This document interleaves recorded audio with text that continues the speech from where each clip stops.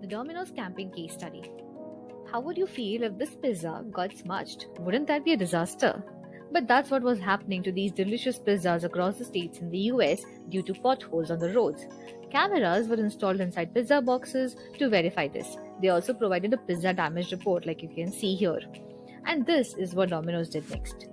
Domino's Pizza has launched a new campaign to fill, get this, potholes all across the United States. It's called Paving for Pizza Initiative. The goal is to help with a smooth ride home for deliveries. Domino's has already been repairing some potholes in Texas, Delaware, California, even in Athens, Georgia. These are some pictures of some of the paving projects.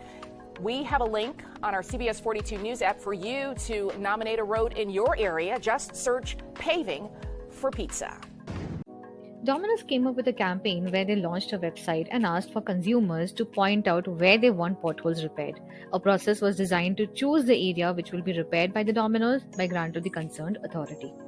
Small, medium or large, not the pizza size but the pothole size in this case. The site has received more than 137,000 nominations covering more than 15,000 zip codes.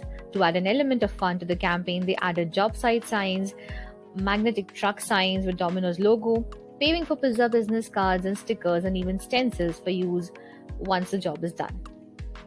With the Paving for Pizza campaign, Domino's did something for the neighborhood and actually bonded with the community. This type of marketing is called as cause marketing. It is an extremely clever way for the company to show its customers that it has a social conscience.